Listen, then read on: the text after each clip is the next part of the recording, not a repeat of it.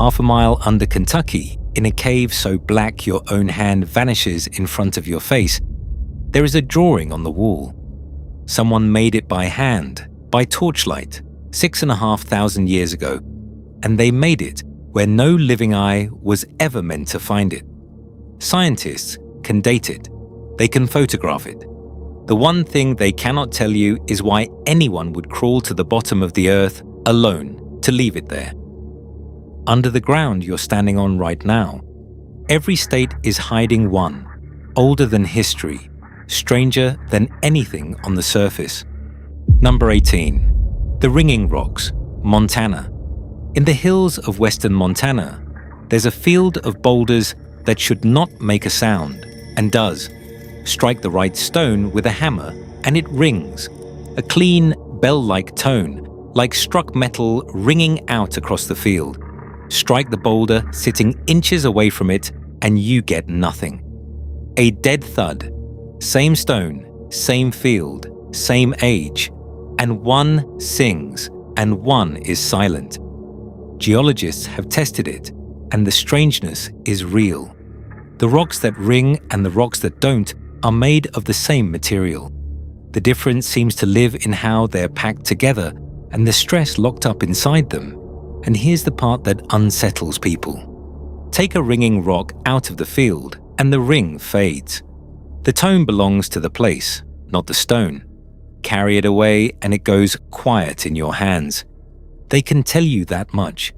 What they can't fully tell you is why it happens in this one rare field and almost nowhere else on the planet. People have come to these rocks for a very long time, striking them, listening. And you have to wonder what the first ones thought they were hearing. A field of stone that answers when you knock, in a voice that sounds almost like it's trying to say something, and falls silent the moment you try to take it home. Number 17. Russell Cave, Alabama. Under a hillside in northern Alabama, there's a cave mouth where human beings sheltered, without a single break, for more than 10,000 years. The same hole in the ground, 100 straight centuries of people. That number isn't a guess. Archaeologists dug down through the cave floor, one layer at a time, and every layer held the tools, the bones, the cold ashes of a different age, stacked on top of each other like the pages of a book. The bottom page is older than farming, older than the wheel, older than almost anything you picture when you hear the word ancient. Sit with what that takes. Hundreds of generations, not one of whom could read or write, all somehow knowing this one place was safe. Passing that knowledge down mouth to mouth across a stretch of time so long, the mind slides right off it. They never wrote down why this cave and not the next one. They just kept coming back for 10,000 years. And then, at some point, they stopped. Nobody can tell you what they knew about this place that we don't, or what finally drove them out of a shelter that had kept their people alive since before history began. Number 16. Moaning Cavern, California. In the gold country of California, there's a vertical cave, a natural shaft that drops straight down into the dark, deep enough to swallow a building whole. And when the first explorers were lowered to the bottom, they found human bones. A lot of them. Some of the oldest human remains ever discovered in the American West came up out of a pit like this one. People who went into the earth thousands of years ago and never came back out. That part is documented. Real bones, real depth, real age. What the experts genuinely argue about is how they got down there. Did they fall, one after another across thousands of years, into a hole they never saw opening beneath them? Or were they lowered in on purpose, placed in the dark, for reasons no one will ever read to us? The cave takes its name from a sound it makes when air moves through the opening, a low moan that rises up out of the ground. The old miners said it sounded like voices, and that's the thing you can't shake about a hole in the earth that collected the dead for thousands of years. that it doesn't sit there silent. It moans. Number 15. Kazumura Cave, Hawaii. Beneath the slopes of an active volcano on the big island of Hawaii runs the longest, deepest lava tube on Earth, a frozen river of stone, more than 40 miles of it, plunging thousands of feet down toward the sea. It formed maybe 500 years ago, when molten rock drained out from under a hardening crust and left a hollow vein running through the island. The walls still glitter. The ceiling still holds drips of lava frozen the instant they fell, hanging down like stone teeth. You can go into it, but it takes 2 full days in the dark to pass through, crawling and climbing the whole way down. Native Hawaiian tradition holds that these tubes are the work of Pele, the volcano goddess, and that some of the hidden chambers were used as sacred burial places, the dead given back to the fire that made the land. It's said that certain passages were never meant for the living to enter at all. And that's the question that walks beside you the whole way down into the glittering dark. If your people built a tomb inside a living volcano, what were you trying to keep in? Or what were you trying to keep the rest of us out of? Number 14. The Lost Sea, Tennessee. Far below the hills of East Tennessee sits the largest underground lake in the country, a body of black water in total darkness, and its full size still hasn't been completely mapped. Divers keep going. They keep not finding the end of it.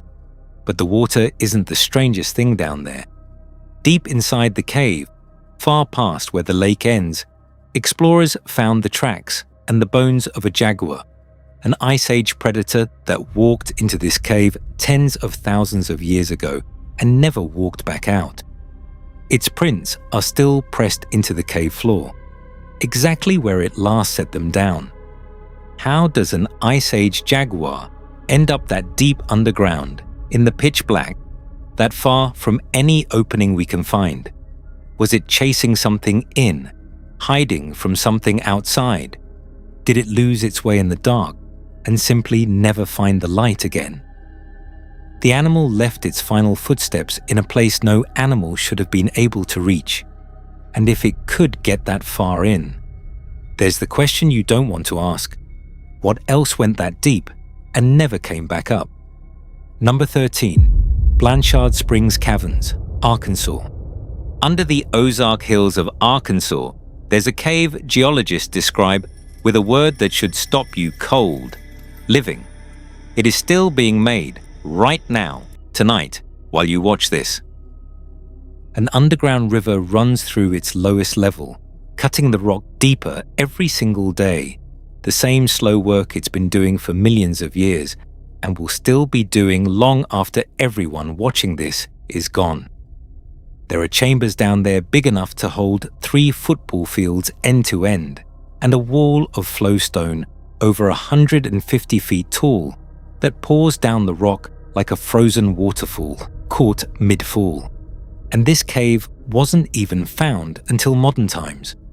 The Ozark people have always had stories about these hollows and the caves that open out of them, places the old-timers tell you to leave be, where the ground has a habit of swallowing things and not giving them back. And that's the part that gets me about all of this karst country. If something this enormous stayed hidden under Arkansas until almost living memory, what's still down there in the dark that nobody has found yet? The hills are full of holes. Nobody has mapped them all. Nobody is close. Number 12. The Shoshone Ice Cave, Idaho. Beneath the southern Idaho desert, where the summer climbs past 100 degrees and the ground cracks open from the heat, there's a lava tube that holds a sheet of ice that never melts. Not in July. Not ever. The science is real. The tube is shaped and sealed so that cold winter air sinks down into it and gets trapped, and the volcanic rock holds the cold in like a thermos. A glacier, underground in the middle of a desert. The Shoshone and Bannock peoples knew about it for centuries and used it to keep meat from spoiling through the hottest part of the year. But stand with how wrong it feels.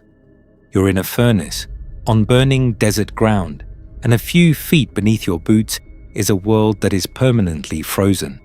A piece of the last ice age that simply refused to end, hiding under a landscape that says it has no business existing. How long has that ice been down there? What's locked inside it that nobody has thought to look at? And what else is this desert hiding just under the surface in all the places we never think to dig? Number 11. The cliff dwellings, Arizona and Utah.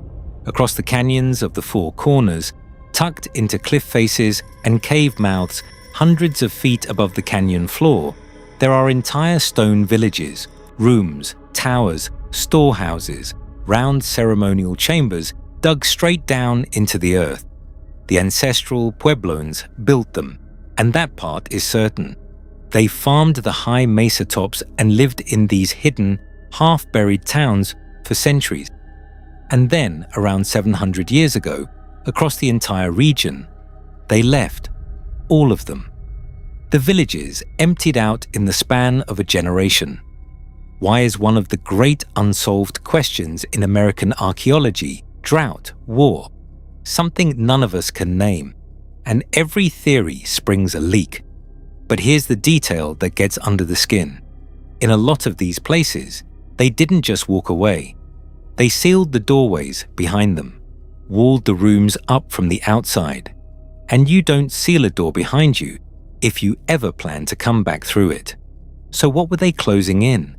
What were they so certain had to stay sealed underground that they bricked it shut and abandoned the only home they had?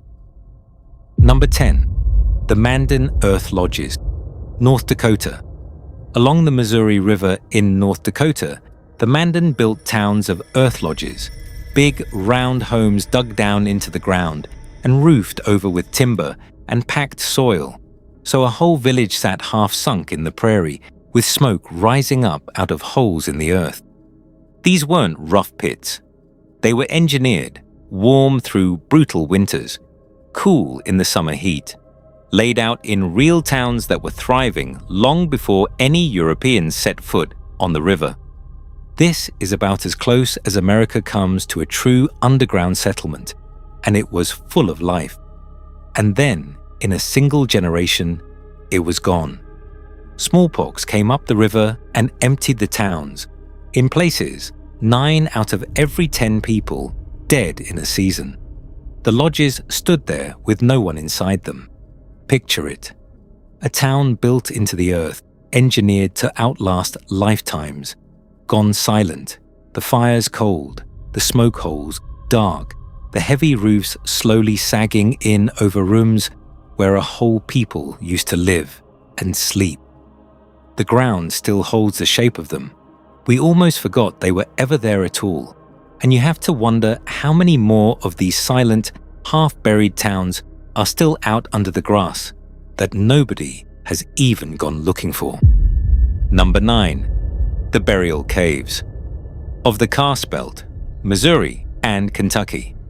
Through the cave country where Missouri runs into Kentucky, there are caves where ancient people carried their dead deep inside, past the daylight, past the easy passages, into the black interior, and left them there. Archaeologists have documented it all across the region. Human remains, thousands of years old, placed far back in caves, in chambers that take real effort and real nerve to reach even today, with good light and good rope. This was not where these people lived.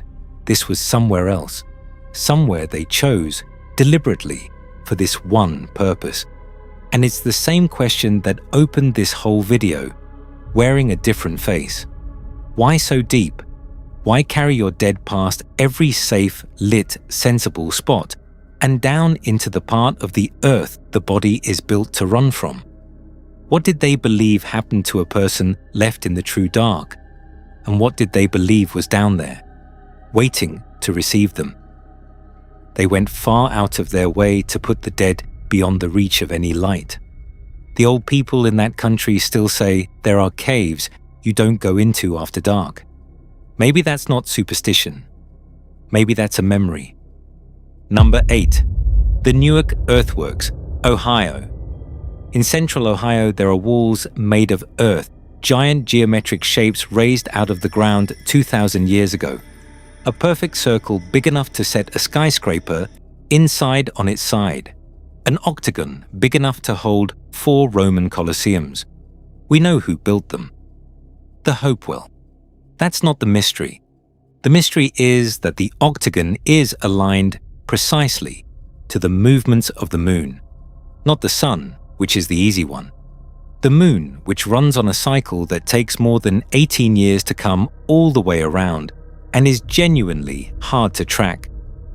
Somehow, a people with no writing, no metal tools, and no cities measured that cycle and built it into the dirt. Accurate to a degree, you can still go out and check today. How?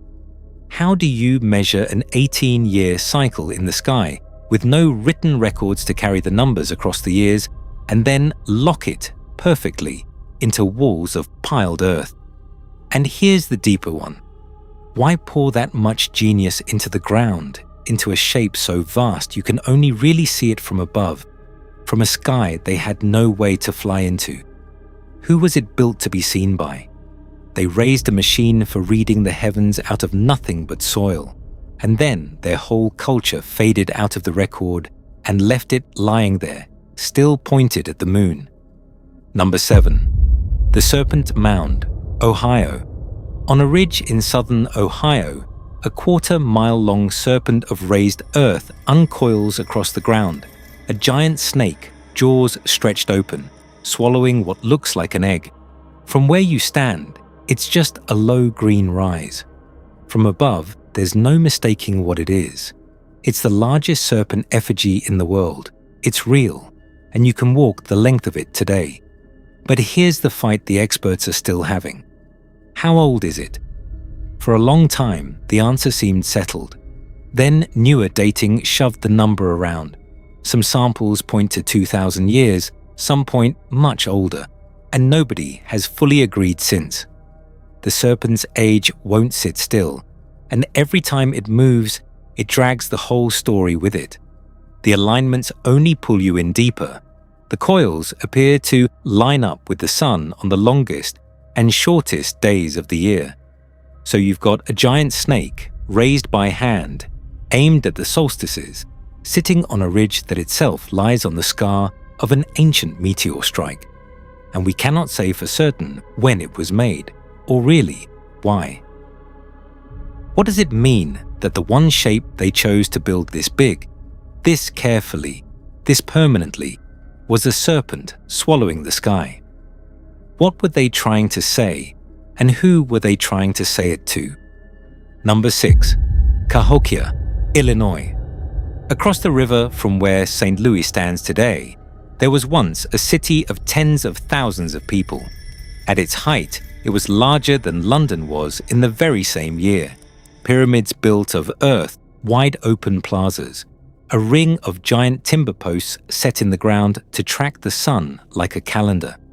This is documented, world-recognized fact. The Mississippians raised it 1,000 years ago, and it was the largest city anywhere north of Mexico. And inside one of those mounds, archaeologists opened mass graves, dozens of bodies, some of them buried in ways that strongly suggest they did not go into the ground willingly. And then the city died. Over a couple of centuries, tens of thousands of people drained away from it, and the greatest city in ancient North America emptied out and was left to the grass and the wind. Nobody can fully say why. Drought, flood, war, something that cracked it apart from the inside. Every answer is still argued over. Stand on the Great Mound and put the question to it. How do you forget a city of 40,000 people? How does a place that big, that organized, that powerful, simply stop and leave so little behind that for centuries afterward, people looked at the mounds and assumed they were just hills? Whatever happened here, the survivors never wrote it down. Maybe they never spoke of it again. Number 5. The Stone Chambers, New Hampshire and Vermont. Scattered through the hills of New England are hundreds of stone chambers, rooms built of massive stone slabs, stacked without a drop of mortar, roofed with capstones that weigh tons, and buried under earth until they vanish into the side of a hill. And this is the one that splits the experts straight down the middle, honestly, out in the open, to this day. Here's the honest part, because it matters more than the mystery. Most archaeologists, including the state archaeologists who've studied these the hardest, conclude that the great majority are colonial root cellars, practical storage built by farmers a few hundred years ago. That's the mainstream answer, and for most of the chambers, it's almost certainly the right one. But they admit, openly, that the case isn't closed on all of them. A handful are aligned to the solstice sun. A few don't fit the root cellar story at all. Put vegetables in some of them, and they rot, which is the one thing a root cellar is built not to do. The debate is genuine. It's still unsettled at the edges, and the people arguing the strange side aren't cranks. They're researchers who cannot make a few of these chambers fit the easy explanation. So which is it? Who stacked tons of stone into a hillside, buried it, and aimed the doorway at the turning of the year? And why does the most ordinary explanation keep failing on the strangest few? Nobody has settled it. That's not me reaching for mystery. That is the actual state of the question right now. Number 4. The Winnemucca Lake Carvings, Nevada. On the dried-up bed of a lake in the Nevada desert, cut into the rock, there are deep grooves and circles and winding patterns. And when scientists finally managed to date them, the number came back so old they had to sit down with it. Up to nearly 15,000 years old. Among the oldest rock art ever found anywhere in North America. They dated it by the mineral crust that formed over the carvings the last time the lake's water covered them. That's hard science, not a guess. And the number is older than the people we were taught were the first to ever stand here. So who carved them?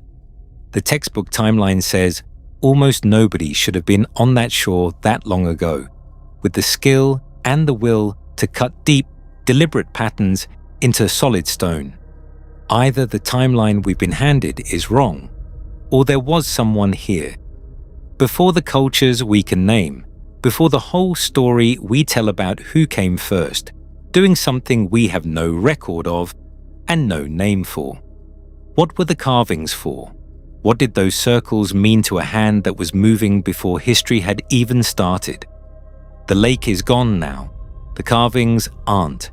And every year the experts go back and look again. The age only ever moves one direction. Older. Number 3. Mammoth Cave, Kentucky. Under Kentucky lies the longest cave system on the planet. More than 400 miles of it mapped. And geologists are certain hundreds of miles more are still out there in the black, unwalked, unseen, unnamed. People have been going into it for 5,000 years. Deep inside, explorers have found the remains of ancient miners, and in at least one case, the preserved body of a person from thousands of years ago, pinned and crushed by a shifting rock while doing something miles inside the cave, in absolute darkness. They came in here by torchlight and went deep. We can prove that much. What we cannot tell you is what was worth the risk of going that far into a place that could kill you with a single fall, miles from the nearest mouth of light. And the cave still hasn't shown anyone its end. 400 miles in, and the passages just keep going. Sit with that as a plain physical fact. There is a hole in the ground in Kentucky, and not one living human being knows how big it is, because not one has ever reached the far end of it. What's down there in the hundreds of unmapped miles? Who else went in 5,000 years ago and is still down there somewhere we haven't walked yet? The cave keeps its own count of the people it's taken, It has never once told us the number. Number 2. Lechugilla Cave, New Mexico. Under the New Mexico desert lies a cave that no human being ever set foot in until 1986, sealed for millions of years. A world that finished forming and then simply waited in absolute darkness, since long before there were any people on Earth to come find it. And it didn't form the ordinary way. Most caves are carved from above, by water working its way down. This one was eaten out from below, by acid rising up, which is rare, and which left behind things the surface world has nothing to set beside them. Gypsum crystals taller than a person, formations that look grown rather than deposited, and life, bacteria that have never seen the sun, that live with no light and nothing falling in from above, by eating the rock itself. They evolved down there, sealed away from everything for millions of years, into something the surface has never seen. Almost no human will ever be allowed inside.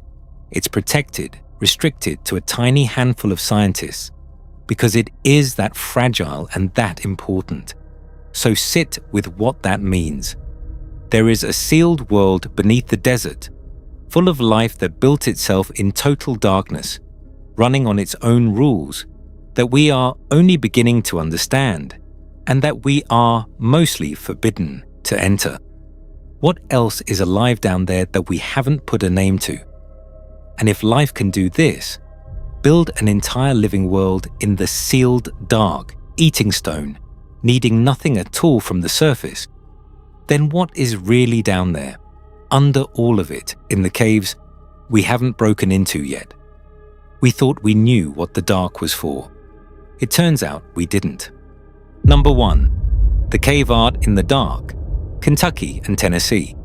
Along the line where Kentucky meets Tennessee, in cave systems that run for miles underground, there is art on the walls of the deepest chambers, carved and painted figures of people, of animals, of shapes we have no names for. The oldest of it is around 6,500 years old. Older than the pyramids. Older than the first written word anywhere on Earth. It is real, it is documented, and you could not reach most of it without crawling half a mile into the pitch black. This is where we started, and this is where it ends. They didn't make this art where people lived or gathered or could ever see it. They made it in the dark zone, the part of the cave past all light, where nothing grows and no one stays. They went in by torchlight, through passages that squeeze down to nothing, carrying fire into a place every instinct in the body is begging them to leave. And there, in the black, they stopped, and they made something carefully, patiently, beautifully, that they had every reason to believe no living eye would ever find. Archaeologists have tried to explain it, some kind of initiation, some kind of ritual, speaking to a world that lay beneath this one. Every theory has had to be softened or quietly walked back, because the truth is the marks don't answer to us. We can stand exactly where they stood.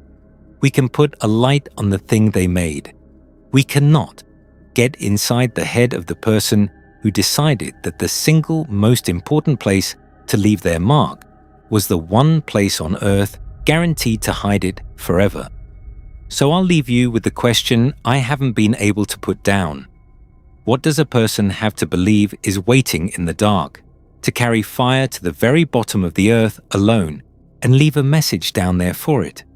Not for us. Never for us. For whatever they were certain was down there in the black, listening. They made something beautiful in the one place built to keep it hidden. And 6,500 years later, we crawled in after them and found it anyway. And the only thing we know for certain is that it was never made for our eyes. So tell me two things. Of everything we went down into tonight, which one cracked you open the worst? And which ancient underground place in your state did we miss? Put it in the comments. Somebody watching this right now knows one that nobody else does, and that's exactly how the next one of these gets made. Half a mile underground, in a cave so black your own hand disappears, there is a drawing on the wall.